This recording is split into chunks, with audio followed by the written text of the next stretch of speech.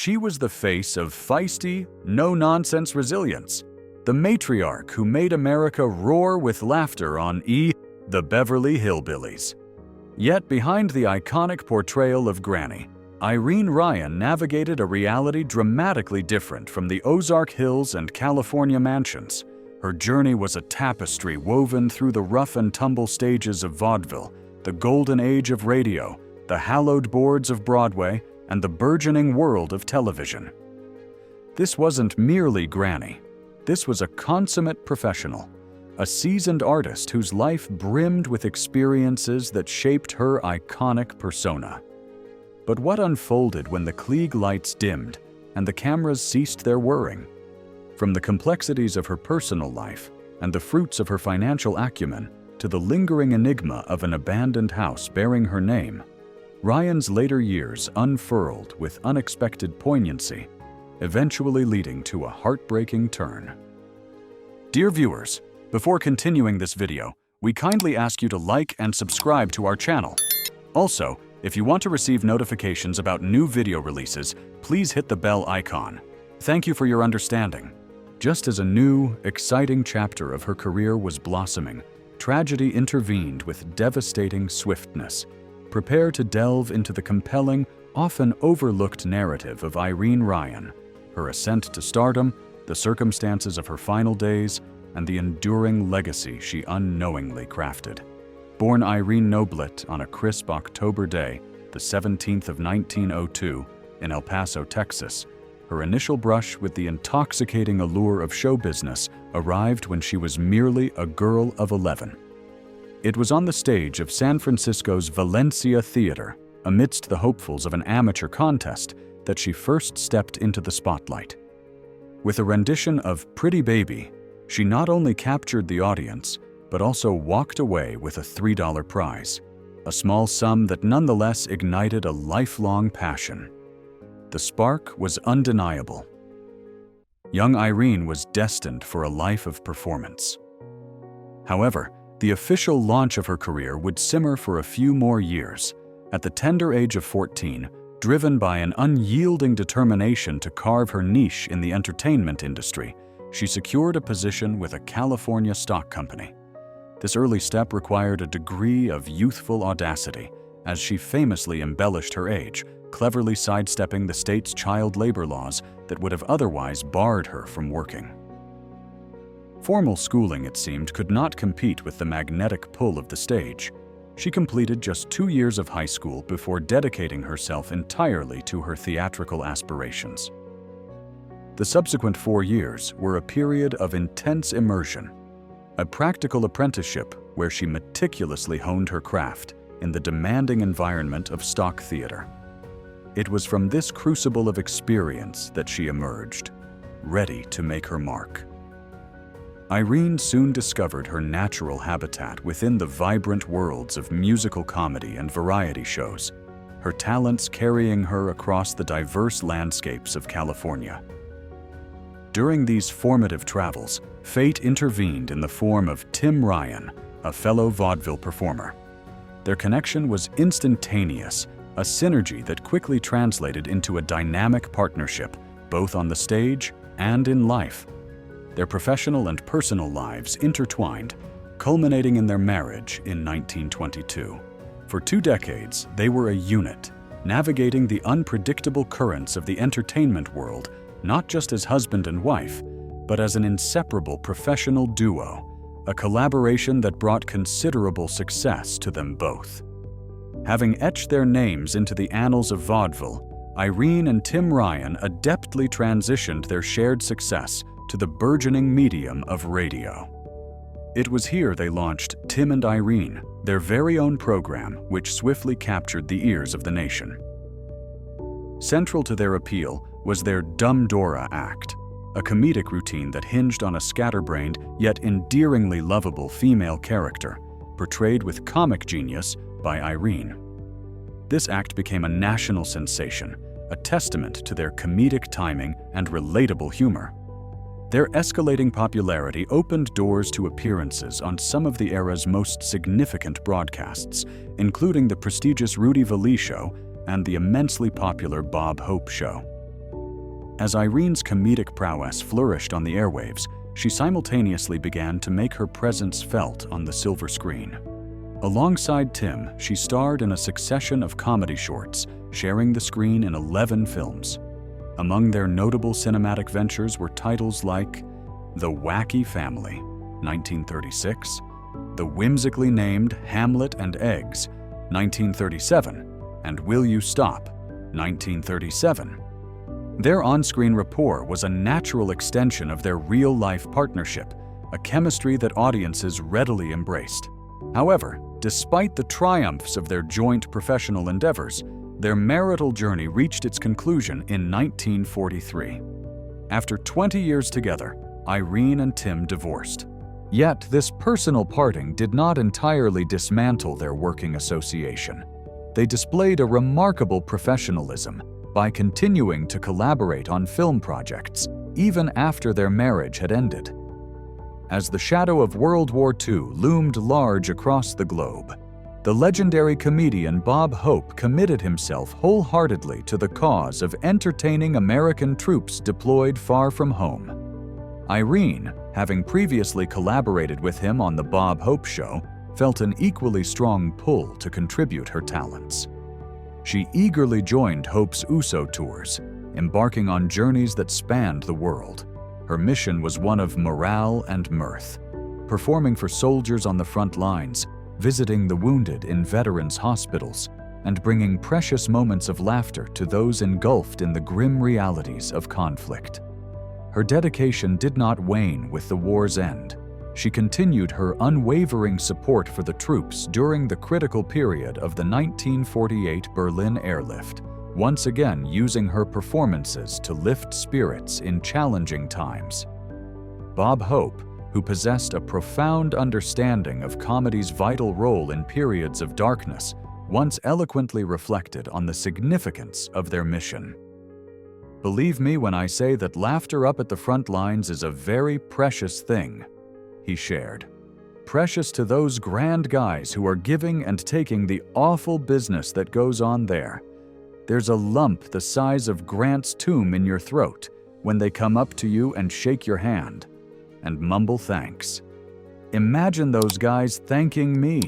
Look what they're doing for me and for you." For Irene, offering joy to these servicemen and women transcended the notion of a mere performance. It was a deeply personal way to give back, to employ her unique gifts for a cause of profound meaning.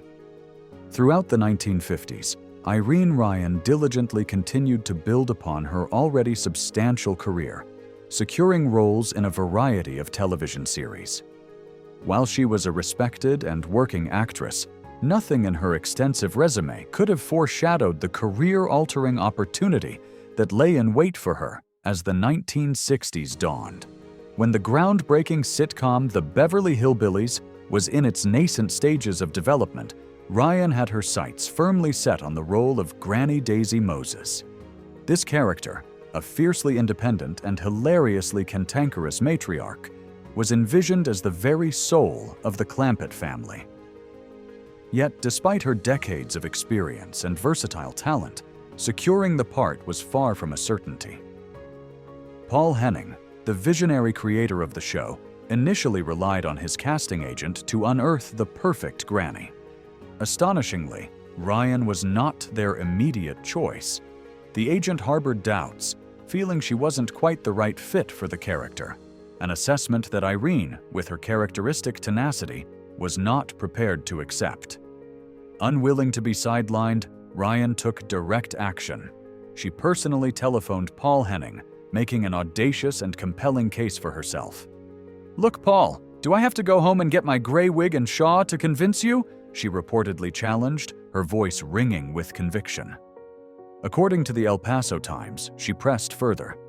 "If you get anybody older to play the role, she won't be able to stand the pace. I know what those 7-to-7 schedules are like." Her undeniable passion and self-assurance earned her another audition.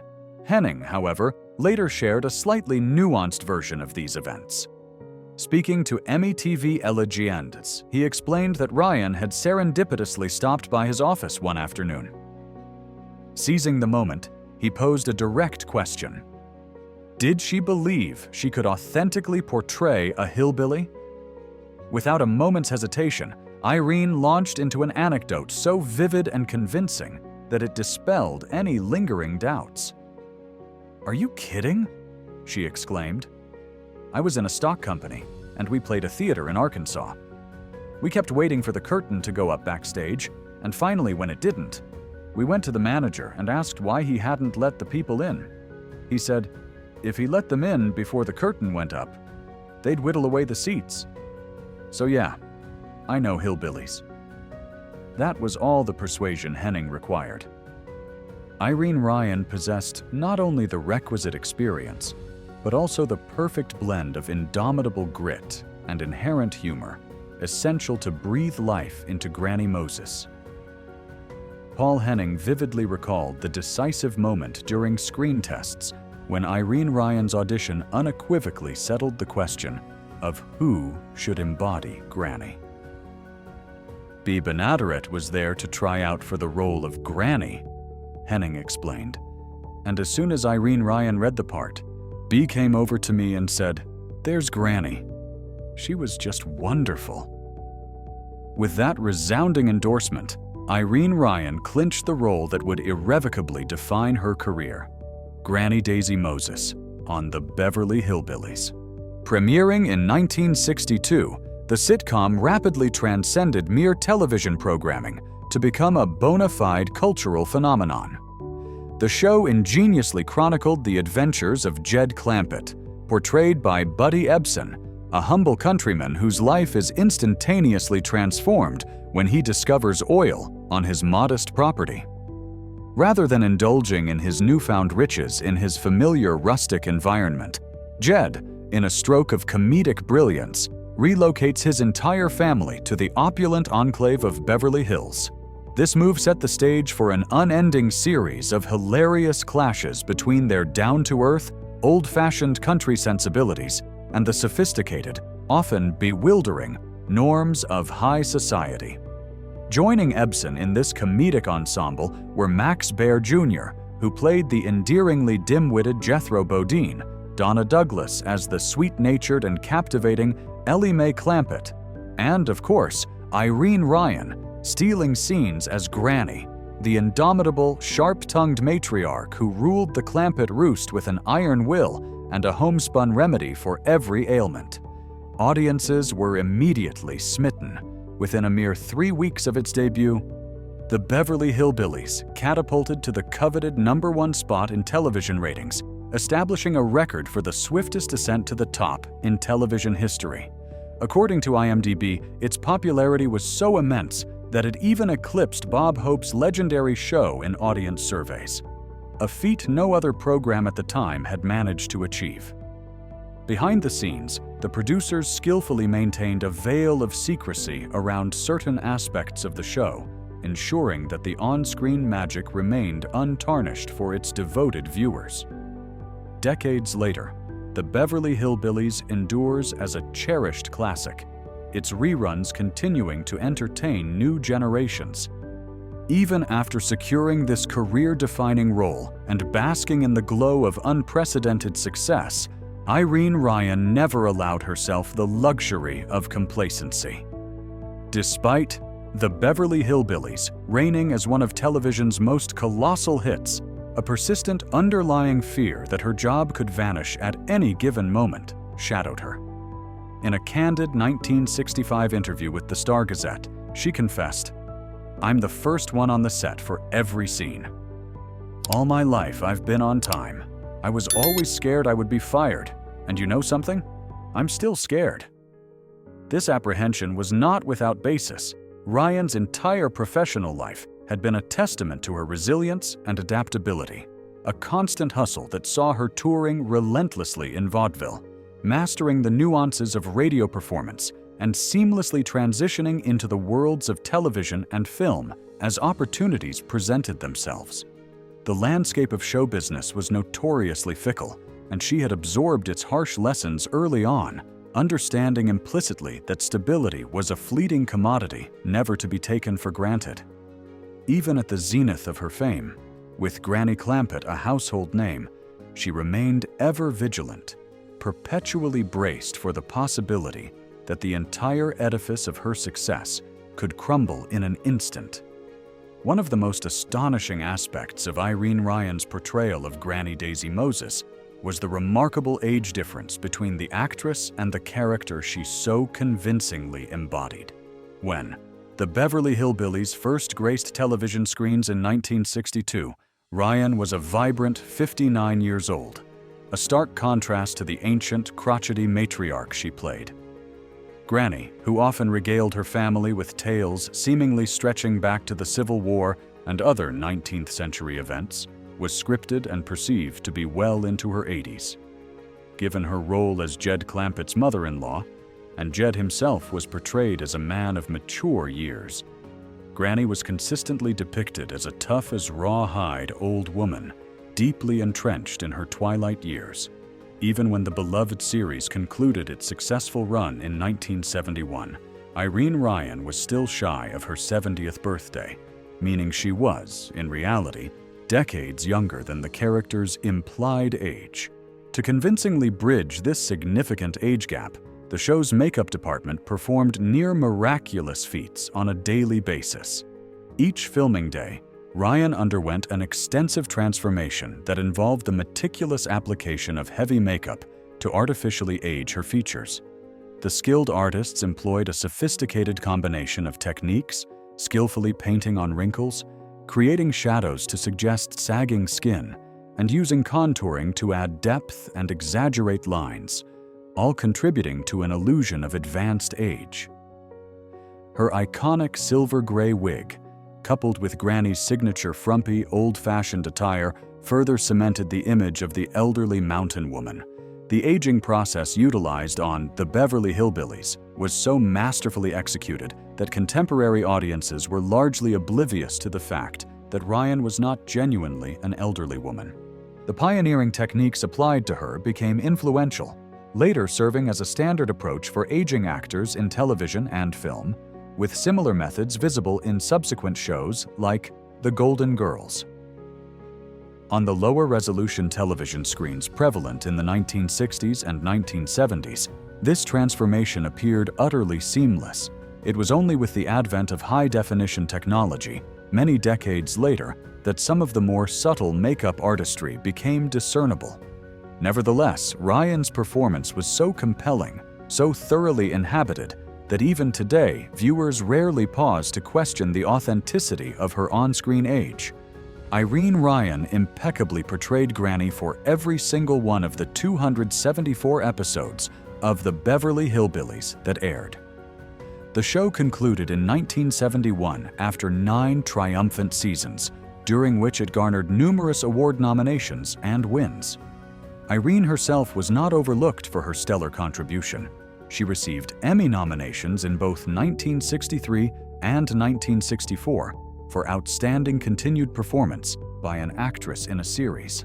If there was a single word conspicuously absent from Irene Ryan's personal lexicon, it was retirement. She harbored absolutely no intentions of gracefully stepping away from the world of acting. Her desire was to embody the role of Granny for as long as physically possible, perhaps indefinitely. In a candid interview with the Sydney Morning Herald, she articulated her stance with unmistakable clarity. "Retire? Honey, I want to die with my boots on," she declared, her words echoing the tenacity of the very character she played. For Ryan, the notion of quitting was simply inconceivable. The phenomenal success she achieved with The Beverly Hillbillies represented the culmination of a lifetime's ambition, a dream fully realized. An interesting quirk of her fame, she discovered, was that fans often only recognized her when she began to speak. "My voice always gives me away," she explained. "I can walk down the street and not be noticed until I speak. Then everyone turns around." At the time of this particular interview, Ryan found herself in Sydney, Australia, for a special guest appearance at the South Sydney Junior Leagues Club. While she maintained an air of playful secrecy regarding the specifics of her stage act, she did offer a tantalizing hint that a few of Granny's signature props were carefully stowed away in her luggage.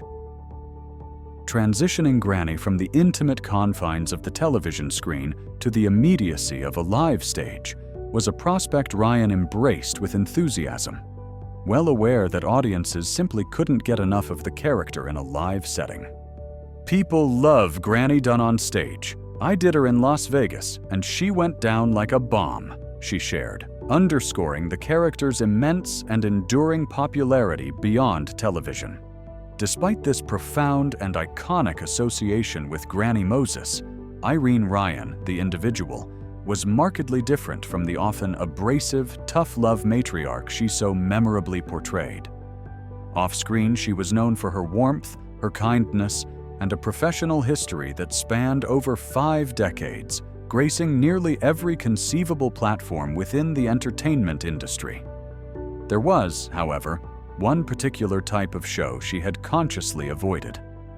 "I won't say how old I am, but I've played in every type of show business for over 50 years, she admitted with a characteristic laugh. "Except burlesque. I was never the type." Regardless of past experiences or future possibilities, she had no plans whatsoever to diminish her pace. "I want to go on playing Granny till I drop," she affirmed. "I think that when people say retire, they just lay down and die." Following the conclusion of the Beverly Hillbillies, Irene Ryan did not linger in the familiar landscape of Hollywood. Instead of pursuing further roles in film or television, she made a heartfelt return to her earliest artistic passion: live theater. Reflecting on her deep-seated love for the stage, she conveyed to the El Paso Times, "Nothing will ever take the place of the live stage for an actor. But television's here to stay, and it's about the greatest entertainment medium we've ever known." True to her word, Ryan embraced a new and exhilarating challenge within the vibrant world of Broadway. She landed the role of Berta, another feisty grandmother figure, in Bob Fosse's acclaimed musical Pippin. Even then, in her early 70s, she possessed an undiminished stage presence that captivated audiences nightly.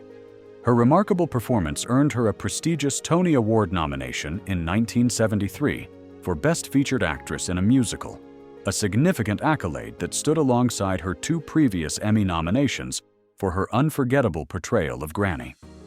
Her rendition of the song "No Time at All" became an instant showstopper, consistently bringing the house down with thunderous applause. The New York Times lauded her exceptional ability to command the stage, writing, "In Pippin, as those who have seen the show know, she was on stage for only about 10 minutes and stopped the show cold." John Rubinstein was left on stage after her exit, unable to speak his next line until her applause diminished. Standing at a petite 5 feet 2 inches, Ryan may have been small in physical stature, but she was a dynamo of boundless energy. She often remained backstage with the cast and crew long after her own performance segment had concluded, her enthusiasm infectious. Even at the age of 70, she navigated the demanding, fast-paced environment of a Broadway production with an agility and stamina that could rival someone half her age, handling the behind-the-scenes whirlwind with seasoned professionalism. Financially, Ryan had astutely secured a comfortable future for herself, a result of years of prudent investments and careful saving. At the time of her passing on April 26, 1973, her net worth was estimated at $1 million. She remained dedicated to her craft, acting right up until the very end. Tragically, she suffered a stroke while performing on stage during a matinee of Pippin. She was flown back to Los Angeles, where she later passed away. Her official causes of death were listed as glioblastoma, a malignant brain tumor, and arteriosclerotic heart disease. Irene Ryan's devotion to acting was perhaps the defining passion of her life. She remained steadfast in her commitment to her craft until her final days, embodying the same unyielding grit and unwavering determination that had made Granny on The Beverly Hillbillies such a profoundly unforgettable character.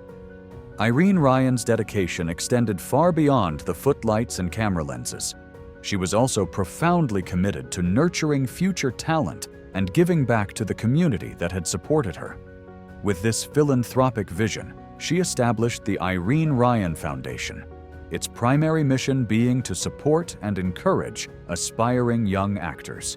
True to her generous spirit, she meticulously arranged her affairs to ensure that even after her death, her accumulated wealth would continue to empower others.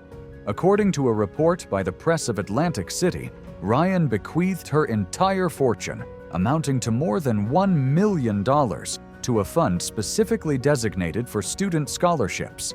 Having no immediate family to inherit her estate, Ryan directed all her assets to the foundation she had created. This act of profound generosity led to the establishment of scholarships for theater students, creating an enduring legacy that continues to support and uplift successive generations of performers.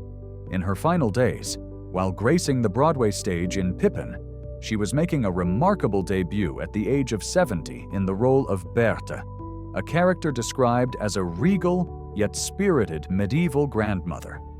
This performance, a testament to her enduring talent and versatility, had already earned her a Tony Award nomination. However, during a performance on March 10, 1973, she collapsed on stage. She was urgently transported to St. John's Hospital in Santa Monica, California, not Los Angeles as previously mentioned for the hospital, before being flown to a facility in Los Angeles where on April 26th, she suffered a fatal stroke. Her Beverly Hillbillies co-star, Buddy Ebsen, once fondly described her as a joy to work with, a sentiment widely shared by the many who had the privilege of knowing her. Whether captivating audiences on television, commanding the stage, or quietly working behind the scenes through her foundation, Irene Ryan was a guiding light. Her radiance continues to shine brightly, undiminished by the decades that have passed since her departure.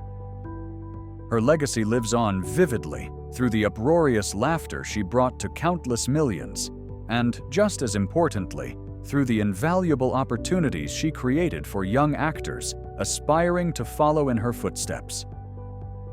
She may have been affectionately known as Hollywood's Granny, but to a vast many, she was so much more. She was a true inspiration. Beyond the indelible legacy of laughter, sharp-witted performances, and philanthropic endeavors, a lesser-known, somewhat melancholic fragment of Irene Ryan's history involves an abandoned house she once owned. This home, which has reportedly since succumbed to the ravages of time and neglect, stands as a silent, decaying monument to the actress's life away from the glittering facade of Hollywood. While Ryan's portrayal of the indomitable Granny Clampett catapulted her to household name status, her actual real-life residence offered a starkly different narrative. Unlike the sprawling, opulent Beverly Hills mansion depicted on television, her personal home was of a much more modest character. Over the intervening years since her passing, the property has seemingly been surrendered to the relentless encroachment of the elements, with nature gradually, inexorably reclaiming its dominion. Accounts from urban explorers and anecdotal reports suggest that the house remains largely as it was left, a time capsule containing furniture, personal belongings, and perhaps even tangible relics from her storied career, all scattered within its deteriorating walls. Whispers abound of old newspaper clippings, framed photographs, and various pieces of memorabilia still adorning dusty shelves, offering poignant, fragmented glimpses into the private life she lived beyond the glare of the cameras.